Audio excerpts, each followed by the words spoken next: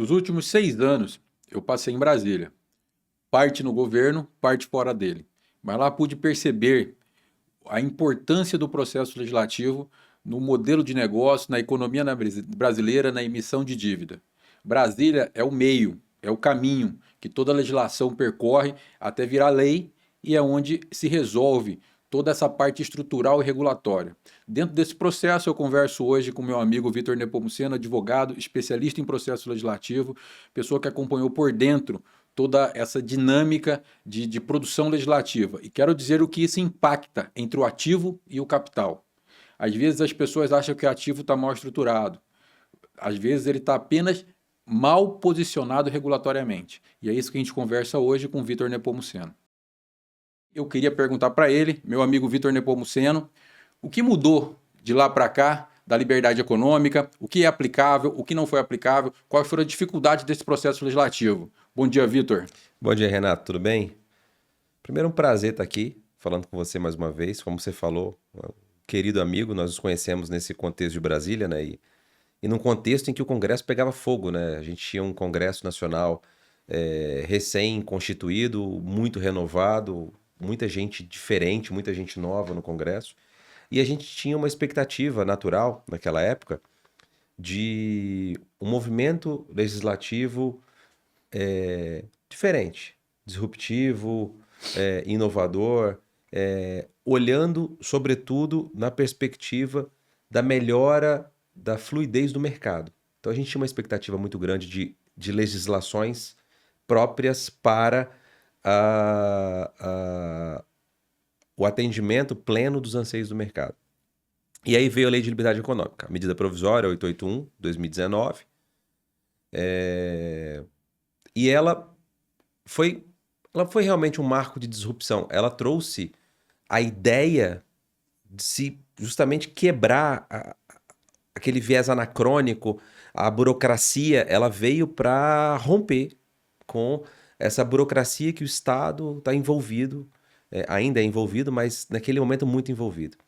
E aí acho que a nossa pegada aqui hoje é o processo legislativo, né? Falar um pouco, e não Exatamente. necessariamente o mérito do texto. Quando a gente tratou da medida provisória, ela estava lá no corredor da sua indicação de relatoria. E eu acabei vendo, naquele momento, que ela tinha uma aplicação muito efetiva e muito extensa. Então, a medida provisória, que, se eu não me engano, se bem me lembro, se a memória não me trai, a versão aprovada, acho que foi a 45ª versão de texto, então a gente teve 45 versões de texto aproximadamente entre o protocolo do texto que veio do governo para o Congresso Nacional e o texto final, o texto que foi enviado para a sanção presidencial. A medida provisória, ela trouxe, né, como eu falei, ela trouxe uma mudança de paradigma, ela veio para desburocratizar, ela veio para limpar a máquina administrativa, ela veio para trazer um contexto de redução do Estado nas atividades empresariais, de redução do Estado nas atividades do mercado, traduzido em processos menos burocráticos. Então a gente teve, por exemplo, um facilitador na abertura de empresas, a gente teve menos burocracia na concessão de autorizações públicas, a gente trouxe, em certa medida, análise de impacto regulatório, porque historicamente no Brasil se faz norma sem análise de impacto regulatório, e a partir de então a gente passou a ter a obrigatoriedade de órgãos da administração direta e indireta de produzir análises de impacto. Ou seja, não só produzir um texto, mas trazer dados estatísticos sobre os impactos da norma. E aí, quando a medida provisória foi se processando dentro do Congresso, a gente acabou enxergando, né, como que funciona a máquina não é negociação a palavra que eu quero usar, mas como funciona a máquina de associações internas, de negociações, de acordos para que um texto seja aprovado no Congresso. E esse é o ponto, eu acho, que eu quero trazer aqui hoje. O Congresso, ele basicamente, ele é um ajuntamento, ele é uma associação de pessoas que representam perfeitamente a sociedade. Hoje o Congresso Nacional representa exatamente o que é a sociedade brasileira. Então, nessa representação, e a gente está falando de um ser humano, né, de um parlamentar, de um ser humano, naquele momento da construção dos acordos, são colocadas as expectativas pessoais do parlamentar e também são traduzidas ali as expectativas daquela base que elegeu aquele eleitor.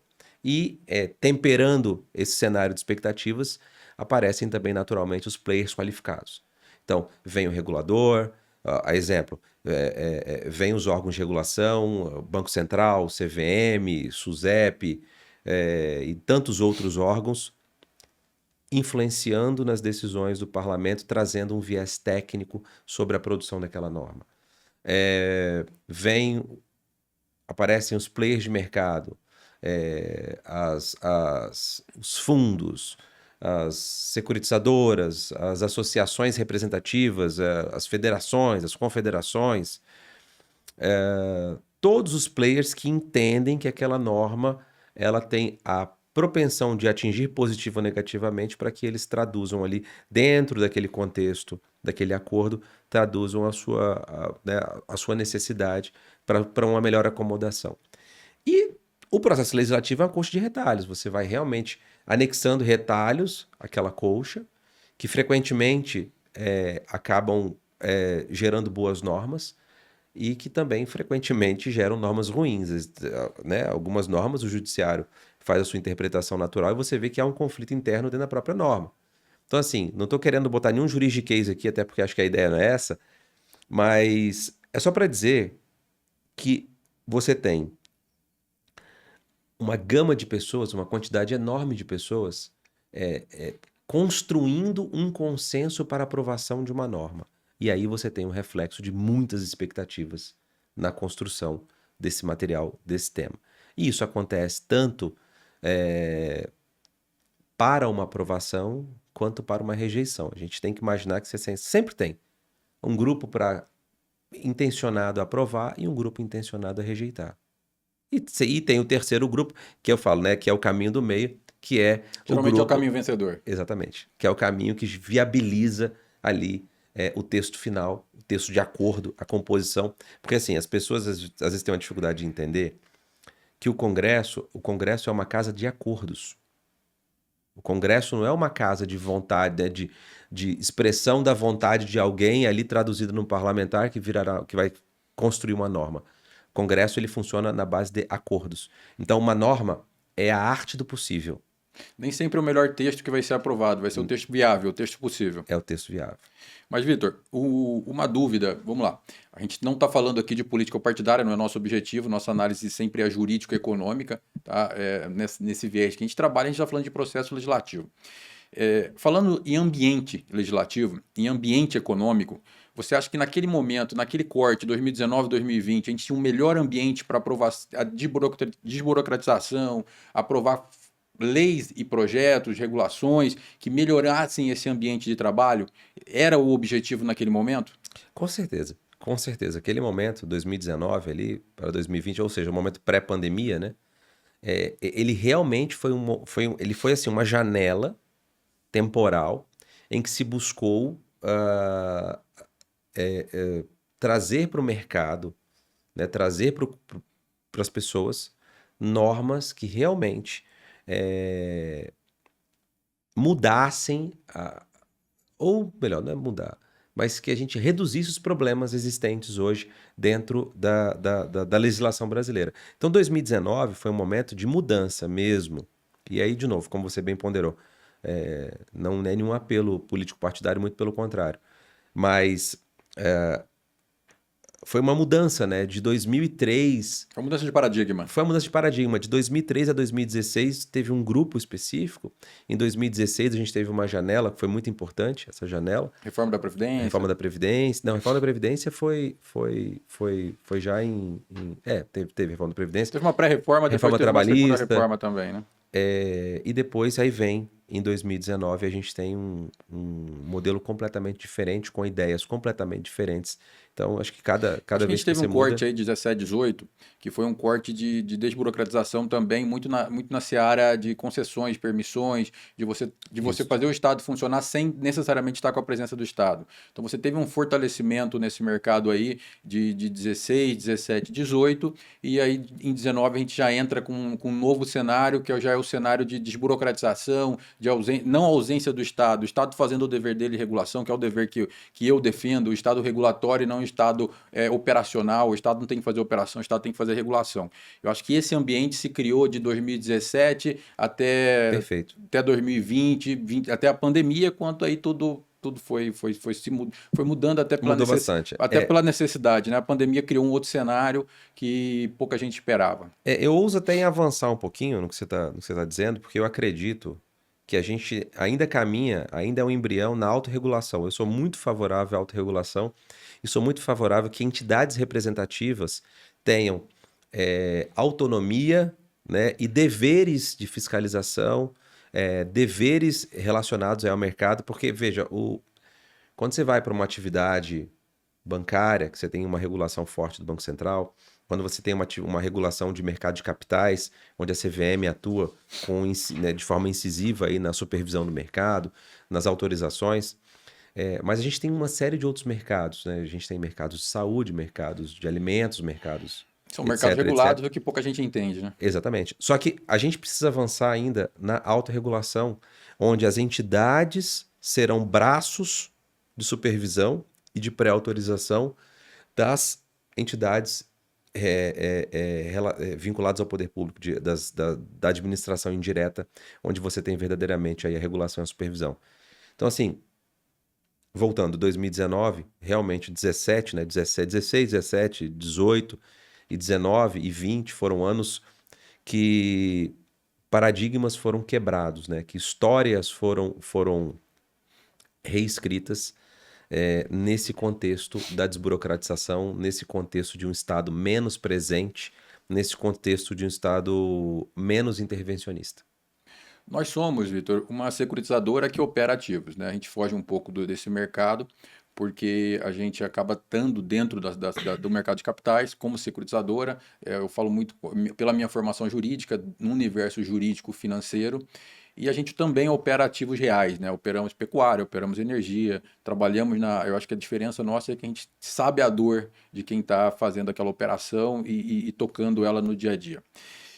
Eu vejo que o mercado de capitais muitas vezes, e quem não é do mercado, ele não entende as consultas públicas. Aproveitando o seu gancho da CVM, você falou das agências reguladas, seja a ANEEL, quem está no mercado de energia, seja a ANS, quem está no mercado de saúde, e a CVM, quem está no mercado financeiro.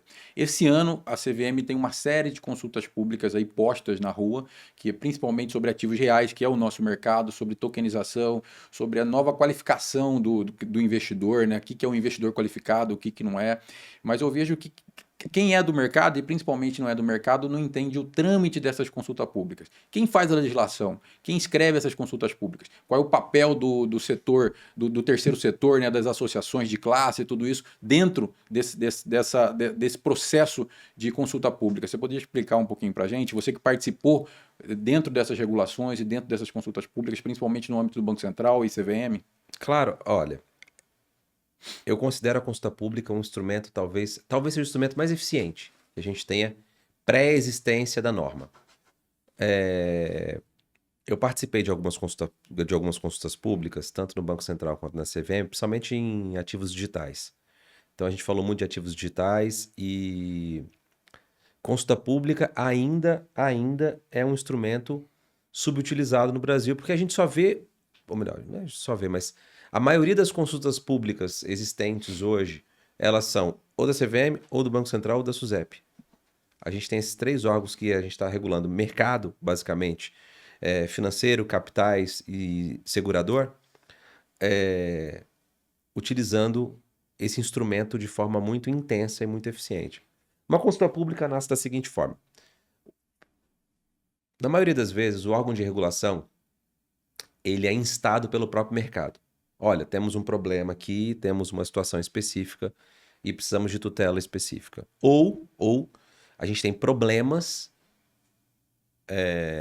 que explodem, que acabam ficando muito evidentes na mídia e trazendo problemas sistêmicos, né? Problemas que acabam atingindo uma massa muito grande de pessoas, como pirâmides, investimentos fraudulentos, títulos sem lastro, e isso acaba trazendo o olhar, né, de forma emergencial do supervisor, do regulador, para que ele fale sobre os temas. É nesse contexto que geralmente os órgãos internos ali da entidade, da CVM, por exemplo, as diretorias ali da CVM sentam, falam, olha, temos esse problema ou essa necessidade.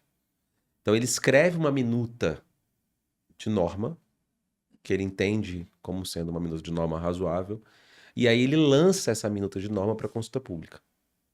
Quando ele lança, publica no diário, publica no site, quando ele lança essa minuta de norma para consulta pública, que na grande maioria das vezes foi precedida de um grupo de estudos que estruturou aquilo ali, ou um grupo de técnicos internos da entidade que sentou e estruturou aquele texto, o mercado recepciona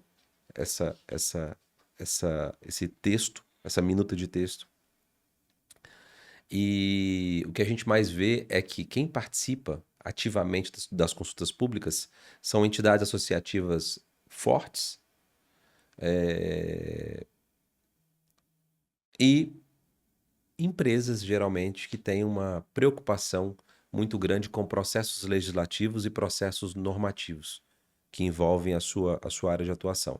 Então você vê grandes grupos empresariais, grandes conglomerados respondendo a consultas públicas e associações. Muitas associações respondem. E ali, o que acontece? Depois dessa resposta, ou seja, o que o mercado faz? O mercado pega aquele texto, aquela minuta de texto, e aí ele traz para si a abrangência, a aplicação daquela norma, e ele começa a decantar e começa a trazer ali dentro do seu estudo, da sua métrica, ele começa a trazer os problemas que aquele texto traz e as soluções que ele pretende que sejam inseridas na norma.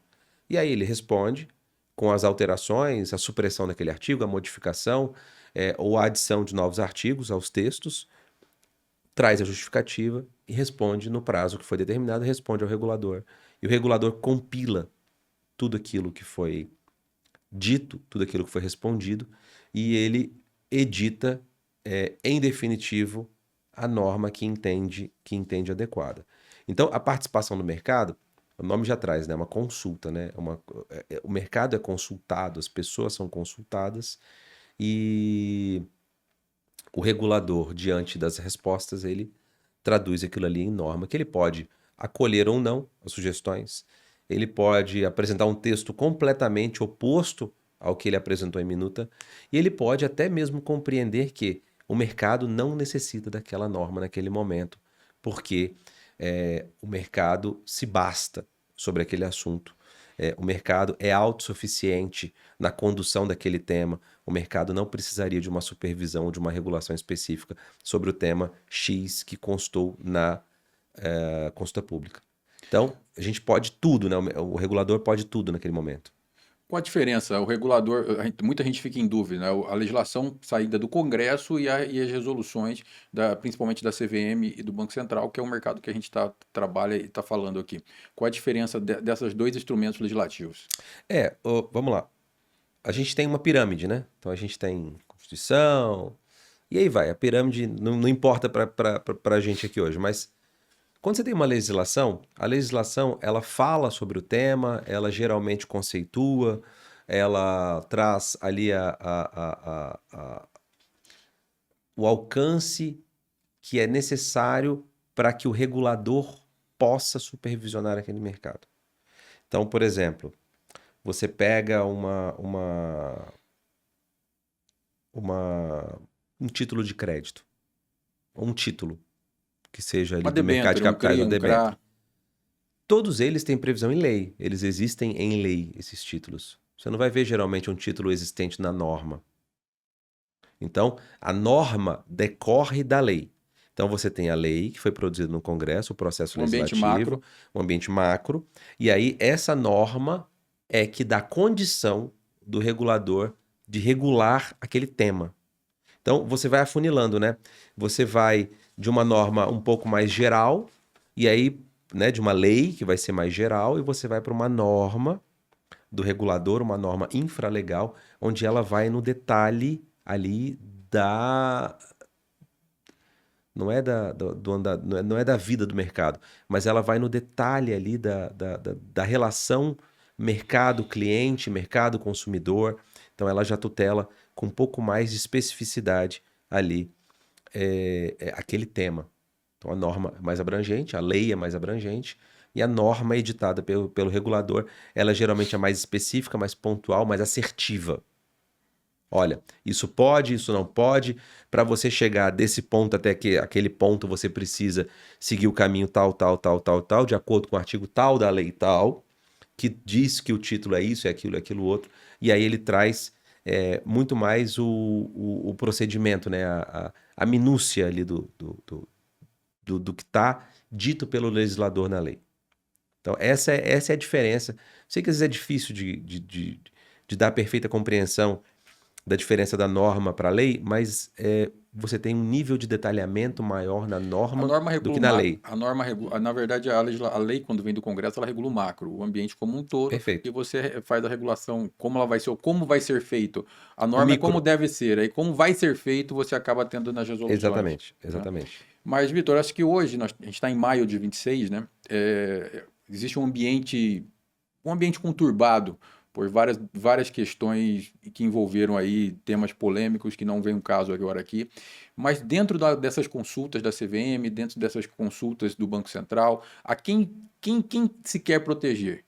Porque às vezes o investidor, que na verdade o investidor fica preocupado, não, o Banco Central ou a CVM está defendendo exclusivamente o banco, está defendendo o fundo, a asset, a securitizadora, seja quem for. Não, a CVM, a legislação tá defendendo o mercado ou está defendendo o investidor. A quem se visa defender nessa legislação, nesse ambiente de regulação? Na verdade, o regulador ele tem um papel de equilíbrio, tá? Ele tem uma função de equilibrar as coisas. O regulador, quando ele edita uma norma, ele defende a estabilidade do sistema. Ele defende a regularidade do mercado. Então, ele não tutela necessariamente o interesse, né, de um grande fundo ou de um grande banco em detrimento dos interesses do investidor, em detrimento dos interesses do correntista, em detrimento dos interesses do consumidor. Na verdade, o que a entidade faz é dar previsibilidade e estabilidade ao mercado, onde aquela norma se insere, onde aquele título, onde aquele papel se insere. Por exemplo, você pega uma debênture, você pega um CRI, um CRA, qualquer título, o que ele vai fazer é dizer o seguinte: olha, as boas práticas que você precisa ter como participante do mercado de capitais são essas, aquelas outras. As boas práticas que você, consumidor, precisa observar, né? A governança que você, consumidor, precisa alcançar para que você faça um bom negócio, adquirindo esse produto ou tomando crédito no mercado, qualquer coisa que seja. São essas, aquelas, essas e aquelas. Então, veja, o regulador ele tem uma missão de ser o fiel da balança, né? Então ele não vai pender em tese para nenhum dos dois lados. Ele vai ser o fiel da balança e ele vai velar pela estabilidade das relações, pela proteção das relações, porque toda vez que a gente tem uma fraude ou algo do gênero, que você gera um risco sistêmico, onde você tenha, ou seja, você gera um dano muito grande na comunidade, você gera um dano muito grande naquele grupo homogêneo ou heterogêneo de pessoas que adquiriu daqueles consumidores, daquele mercado que consumiu aquele produto, você tem um abalo não só ao crédito, mas você tem um abalo da própria lisura do sistema como um todo. E ninguém está dizendo que, por conta da fraude A ou fraude B, aquele tipo de produto é um produto fraudulento. E não é isso. Então, o mercado vai ser, o regulador vai sempre olhar para o mercado na expectativa de estabilizá-lo e deixá-lo mais cartesiano possível, o mais simples possível, para que as relações sejam boas ali dentro. Então, essa é a expectativa do Mas puxando regulador. esse gancho, Vitor, eu acho assim, para a gente que opera mercado, que emite dívida, eu acho que o equilíbrio entre o executivo, legislativo e judiciário, a segurança jurídica, as agências reguladoras, é isso que faz o mercado rodar, é isso que faz a coisa Perfeito. acontecer, é isso que faz eu emitir um título, o investidor ter a segurança de comprar. Então, se a gente não tem esse ambiente equilibrado, a gente vive tempos conturbados nesse momento, mas se a gente não tem esse ambiente controlado, o mercado fica um pouco travado. Isso é ruim para todo mundo. Perfeito. Ruim para o banco, ruim para a securitizadora, ruim para fundo de investimento, ruim para o Congresso, ruim para governo. O mercado não gira e a economia fica, infelizmente, oscilando, né? Criando esse mercado de oscilação, que eu também não quero fazer nenhum juízo de valor. Mudando um pouquinho, Vitor, a gente sabe que pouca gente de mercado olha a importância do processo legislativo. O mercado lê muito a lei pronta. Publicou no Diário Oficial. A gente que já viveu esse ambiente de Brasília sabe que esse momento é tarde. O momento de se trabalhar o que vai ser bom e o que vai ser ruim para o mercado é um momento de processo legislativo. Exemplo, MP 1303 de 2025, que era MP que queria taxar em 5% aí CRI, CRA e debênture incentivada. Essa MP caducou, né? Teve um ambiente político legislativo que não fez ela avançar. A seu ver, o que aconteceu, o que mudou, por que esse MP caducou, quais foram os interesses que foram defendidos ali que fizeram chegar a esse ponto? Eu gosto, tem um ditado que eu gosto de falar sempre, que é o seguinte: doente tem que ter dono, né? Então você não pode deixar um familiar seu sozinho no hospital, porque ele precisa de alguém ali para velar por ele, para cuidar dos interesses dele, senão ele vai sofrer ali, não o abandono, mas ele vai sofrer ali a falta desse recurso humano para que seus problemas possam ser resolvidos. No caso da medida provisória, e aí a gente vai voltar um pouquinho no processo legislativo, o que acontece? O processo legislativo, como eu falei, é uma perfusão de interesses. Então você tem ali muitos interesses envolvidos em todos os temas. Quando a pessoa lê a norma publicada no diário, ela realmente está vendo ali um caixão fechado. Na verdade, o enterro já foi, né? Já acabou. As pessoas estão se despedindo para ir embora. A norma está posta. A norma está posta. E ali ou você vai sorrir ou você vai chorar, né? Geralmente são esses dois cenários que aparecem para você. A importância que eu defendo muito é que quem está no mercado, quem é player de mercado, precisa se fazer presente nas discussões no Congresso Nacional, no Poder Executivo e no Poder Judiciário também. O Poder Judiciário também frequentemente lança temas, consultas públicas, grupos de estudo sobre temas específicos. Porque, veja, a tutela dos interesses do mercado também acontece em Brasília. Então, se você está ausente do processo legislativo, se você chega na fase, né, de cortar a fita, você realmente pode não entender o que aconteceu. Fala, poxa, essa norma aqui é tão ruim, como é que você chegou nesse ponto dessa norma? Isso vai causar um estrago. Essa tributação de 5% em CRI, em CRA, em debêntures incentivados, como foi a MP 1303, ela vai trazer uma retração no mercado, ela vai diminuir o crédito, ela vai encarecer. Vai encarecer o crédito. Ela vai encarecer o crédito. Vai travar ainda mais a economia do que já está. E aí você fala assim, pô, mas o que aconteceu? O que motivou o governo a mandar uma medida provisória? O que motivou o Congresso a rejeitá-la? O que a gente tem hoje envolvendo esse assunto? Olha, sempre que você olha pelo governo, você olha para uma máquina de arrecadação, né? Então o governo sempre vai olhar na expectativa de... Eu vou até ser bonzinho. Ele sempre vai olhar na expectativa de otimizar aí a arrecadação, né, para que isso doa menos no bolso das pessoas. Mas, na verdade, a gente sabe que o governo sempre vai buscar arrecadar, porque a máquina administrativa brasileira é muito grande. Nessa sanha da arrecadação, a gente tem aí problemas tal Só como fazendo um corte aqui, aconteceu na Vitor, desculpa te 1303. interromper, só te dando um dado aqui, ó. Quando caiu o MP 1303, a gente está falando em 46 bilhões com B. 46 bilhões com B, que foi o prejuízo de arrecadação do governo. E o governo precisa se movimentar, né? Isso não vai sair do orçamento. E eu queria que você comentasse um pouco também o que muda, né?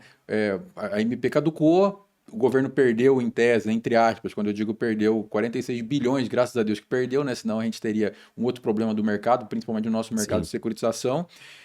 Mas o governo precisa se movimentar. E até para enquadrar esse orçamento, ou seja, diminuir, deixar ele mais enxuto ou arrumar outras formas de arrecadação. Então, eu fiz esse corte justamente para a gente tratar desse tema também que você já estava comentando. O cobertor é curto, né? Então, se você puxa de um lado, ele vai destapar o outro lado. Isso é fato. O cobertor é sempre curto, nunca é suficiente. Então, quando você tem a medida provisória, que eu acho que eu acabei não mencionando, mas a medida provisória, quando o governo edita, ela já tem eficácia imediata, né? Ela já passa a valer imediatamente.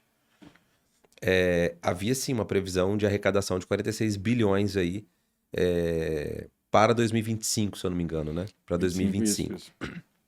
E como eu falei, como o cobertor é curto, o governo vai tirar isso de algum outro lugar. Ou ele cria um novo instrumento de arrecadação, que pode ser qualquer outra coisa, ou ele taxa alguma coisa, ou ele aumenta a alíquota de alguma coisa, ou ele expande a base de incidência dessa alíquota, e ele vai acomodando. Se eu não me engano, 46 bilhões é próximo, acho que, do orçamento do Bolsa Família, né? Acho que é um orçamento próximo. Não tem esse Eu número. tenho quase certeza que é próximo a isso. Então o cobertor não era curto, não. O cobertor era bem curto. É bem curto. Era bem curto. Então, a gente tem...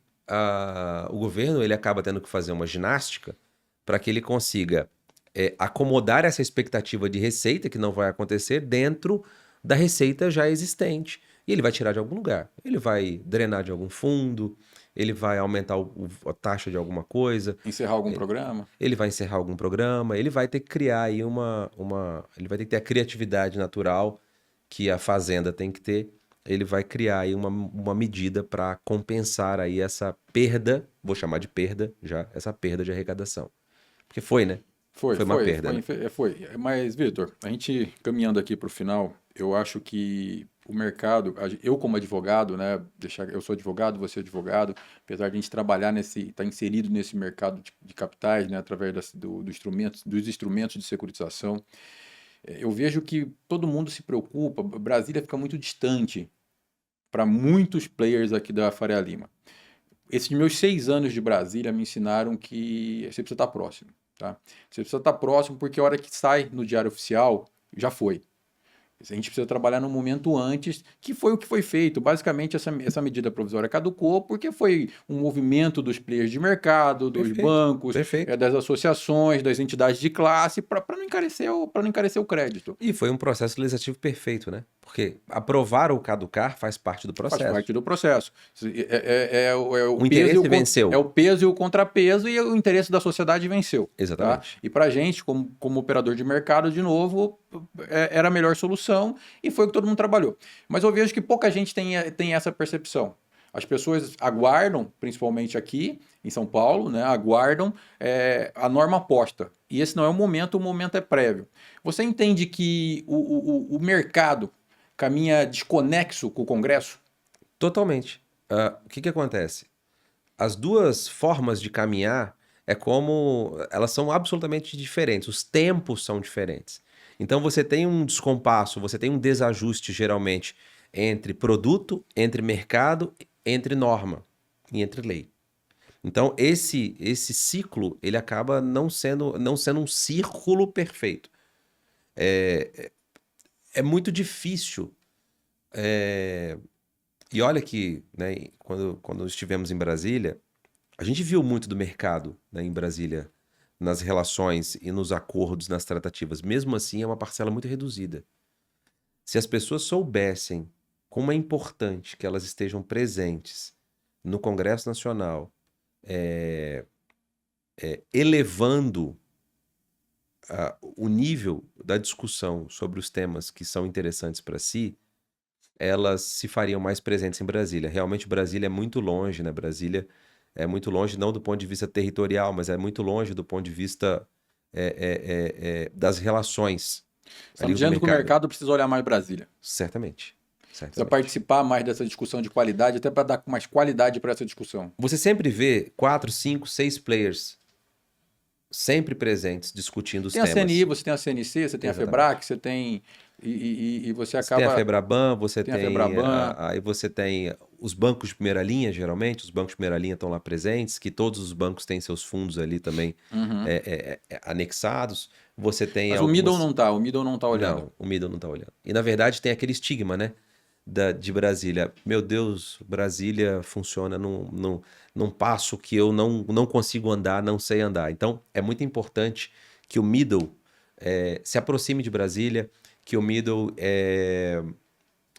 se associe também a players que estão em Brasília, que sabem o caminho, sabe ali, a trilha que precisa ser feita para alcançar o resultado necessário. E tem muita special situation, né? As pessoas Tem, têm muita special situation, né? Então, tem. realmente, os fundos, uma das vertentes que a gente opera é nesse tipo de ativo, né? Então, a gente tem que estar sempre ligado e foi isso que Brasília me ensinou.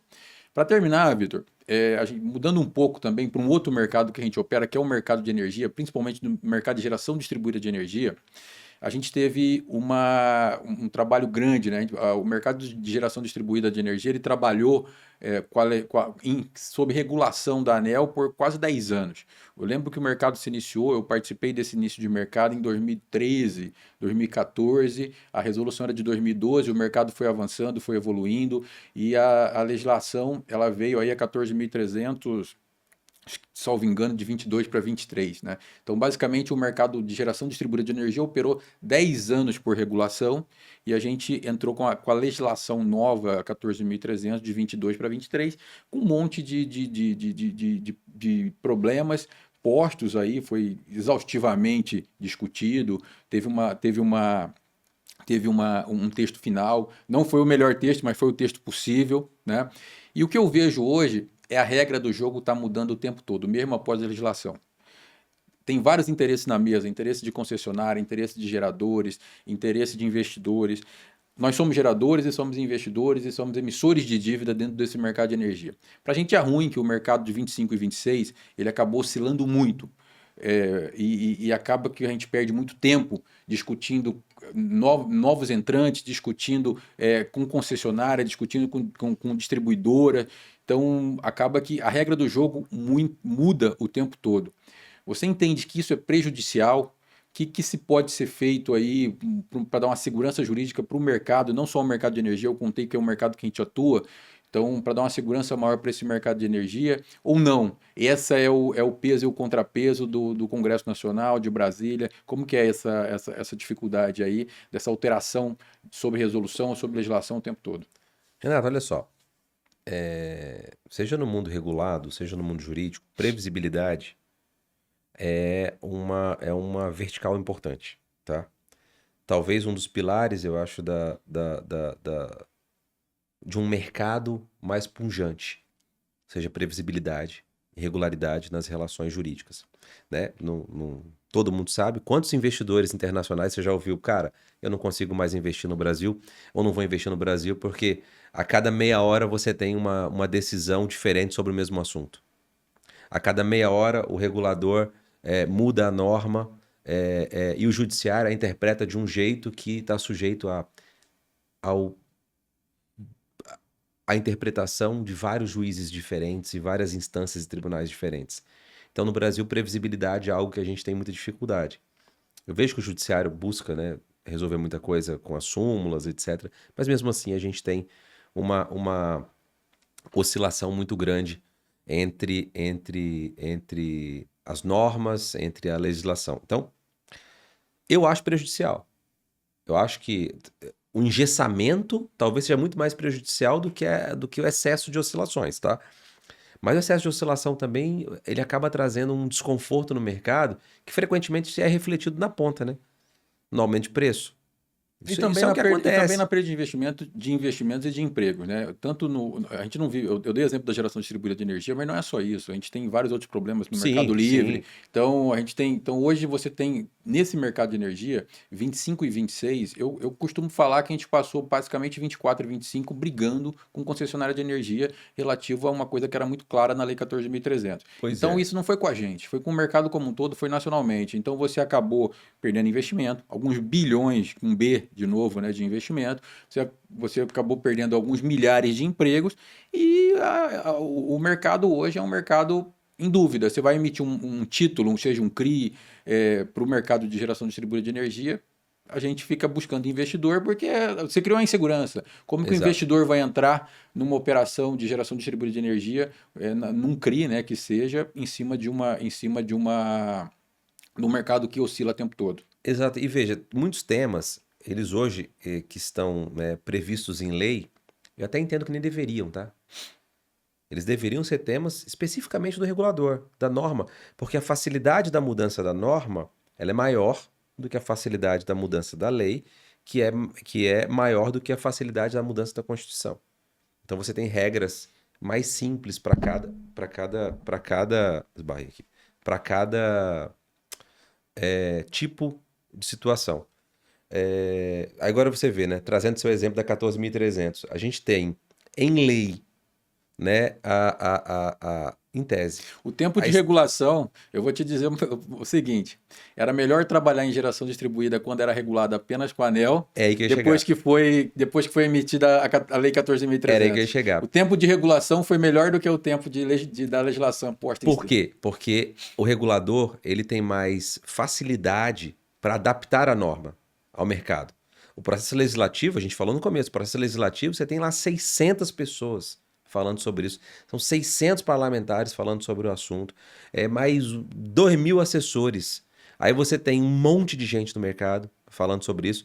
Ao passo que o regulador, quando ele vai cuidar, nesses 10 anos aí que se passaram pré-existência da 14.300, você tinha uma, uma atenção do técnico da ANEEL, por exemplo, que ele via o problema, ele reportava para a diretoria o problema, o mercado ia na diretoria, traduzia isso daí numa norma, ou numa normativa, ou numa portaria, ou numa decisão administrativa que virava um paradigma para aplicação para os demais casos. E aí quando você coloca em lei, você engessa. Você engessa. Dá para mudar? Dá. Mas você tem um engessamento e você tem uma maior dificuldade. Então, assim, respondendo ao questionamento inicial, previsibilidade para mim é um negócio muito importante, tá? Porque tudo que é bem previsível reflete num bom preço, reflete num bom mercado. Ainda que o texto não seja o mais adequado para um grupo de pessoas, tá? Mas se você sabe que A é A e B é B, tudo funciona bem. Agora, quando A pode ser C ou pode ser D, aí você tem um problema, que é um problema que vai refletir no baixo investimento, vai refletir no aumento do preço, vai refletir no desemprego, vai Você não tem refletir. comprador com título emitido? Você não tem comprador com título emitido, e mesmo assim, quando você tem um comprador, ele olha e fala: cara, então, Não esse tá legal. mercado aqui não tá legal, é energia, não quero mexer com isso. Pô, a ANEEL, ela não se posicionou bem sobre o assunto tal. A lei, muito embora traduza ali corretamente o que precisa, mas como fala? A empresa que A distribui gente está no final a aqui. A distribuidora de energia, distribuidora, a a concessionária. concessionária, aí ela não aplica a lei. E aí você tem que judicializar, então eu não vou comprar esse documento de dívida, Para esse finalizar, título. Vitor, vou entrar num tema polêmico aqui, tá? Eu acredito que você acredita. Eu penso que a gente está vivendo um processo aí de enfraquecimento das agências reguladoras, tá? E se enfraquecendo no ponto financeiro. Hoje o recurso, o cobertor das agências reguladoras é curto, infelizmente, porque eu acho um excelente mecanismo. Eu, se estivesse do lado de lá, do outro lado da mesa do governo, eu fortaleceria muito mais as agências reguladoras, obviamente. Você acredita que esse é o melhor caminho? É o melhor caminho para o mercado, para o investidor, que é o nosso objetivo aqui? Eu acredito sim que todo fortalecimento de agência, ou seja, a descentralização, né, para uma agência, você tira ali do Congresso e do governo, do Executivo diretamente, da parte direta da administração, e descentraliza para as agências reguladoras a maior parte do trabalho e a maior parte da atenção, eu acho muito mais eficiente, mas muito melhor. Você tem, de novo, você tem técnicos ali dentro daquela estrutura que estão na ponta da corda, estão lá na operação. Então eles conseguem ter uma percepção melhor ali do mercado. Agora, eu acho que o modelo de financiamento das agências reguladoras é equivocado hoje no Brasil. Na verdade, o próprio mercado em que se insere aquela agência que deveria financiar aquela agência reguladora. A gente tem um erro de premissa de que esse custo da agência reguladora tem que ficar no orçamento da União. Na realidade, posso estar falando aqui, para alguns talvez esteja falando um crime, tá? Mas na realidade, qual é o tamanho desse mercado? Quanto que esse mercado gera? Uma parte dessa geração tem que ser destinada ao custeio dessa agência e não à arrecadação dos tributos, de um modo geral, para custear as agências reguladoras, que é o que acontece. O cobertor é curto, ele vai tirar dinheiro para tapar aqueles 46 bilhões, ele vai tirar dinheiro das agências, ele não vai deixar fazer concurso público a provimento de cargos porque está faltando dinheiro, vai faltar equipamento, vai faltar material e, consequentemente, você vai sucateando a supervisão daquele mercado e a regulação daquele mercado. Então, eu entendo que o modelo de financiamento é equivocado. Para mim, deveria ser completamente diferente. Justamente para que você afaste ou minimize o risco de falta de recurso naquela agência reguladora, para que ela seja realmente uma ponta de regulação e supervisão no mercado. Essa nossa série aqui de bate-papos, Vitor, o nome dela é Entre o Ativo e o Capital. Tá? E é exatamente onde a gente trabalha, entre o ativo real, né, a economia real, e o capital sofisticado. É nesse meio que a gente quer estar inserido, é nesse meio que a gente participa. E eu acho que o recado que fica aqui para o mercado é que o processo legislativo está entre um bom ativo e o capital sofisticado. Perfeito. Os agentes de mercado, eles precisam olhar para o processo legislativo. O processo legislativo, ele impacta diretamente na qualidade do ativo em si que vai ser produzido e na sua longevidade. Porque o que o investidor quer do outro lado é previsibilidade e ele ser remunerado pelo capital dele a longo prazo. Então eu acho que o recado que eu quero deixar aqui é a necessidade e a importância do investidor, do mercado de capitais, olhar para Brasília. Foi isso que esses 6 anos de Brasília me ensinaram. Inclusive, Renato, em adição à sua fala, o mercado tem que entender que ele é um bom agente iniciador, tá? Então ele não tem que ir a Brasília quando a discussão chega no Congresso. Ele tem que ir a Brasília com um problema ou uma necessidade que eventualmente não esteja em debate nenhum e iniciar um debate sobre o assunto, tá? Os parlamentares são absolutamente abertos e são sensíveis a qualquer tipo de discussão. As secretarias, por exemplo, a Secretaria de Reformas Econômicas do Ministério da Fazenda, não sei se é esse nome mais, mas acho que é ainda, ela tá, os técnicos lá também, os secretários, subsecretários, os diretores, eles estão lá prontos para receber as demandas do mercado. E às vezes as pessoas não sabem disso. Então você tem que pegar enquanto mercado, enquanto, né, detentor de um produto, enquanto necessitado de alguma atuação, alguma intervenção do governo, pega aquilo ali, produz seu material, né, faz de forma justificada, correta, desenha aquilo ali, bate a porta, ele bate na porta do Congresso, bate na porta do governo e fala, olha, tenho essa necessidade, tenho esse problema, preciso que esse tema venha para a pauta de discussão.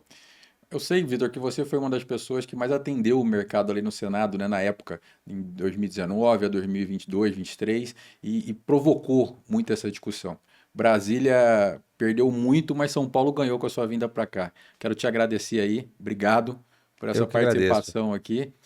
Tenho certeza que a gente vai fazer muitas outras conversas, que esse tema vai voltar muito em voga ainda, principalmente no ano que vem, que deixa de ser um ano político, né? Porque esse ano de 2026 é um ano político, então você tem uma produção legislativa baixa, naturalmente. É um ano transversal, né? Eu falo que é um ano transversal na lógica. Exatamente. O ano que vem a gente retoma tudo de novo, seja por um lado ou seja por outro. Importante é que o mercado saia vencedor e que leve uma informação de qualidade para os parlamentares, para os reguladores, para tudo isso. Informação de qualidade. Acho que essa é a pauta. Obrigado, Vitor. Obrigado aí pelo teu tempo. Obrigado, Renato. Grande abraço.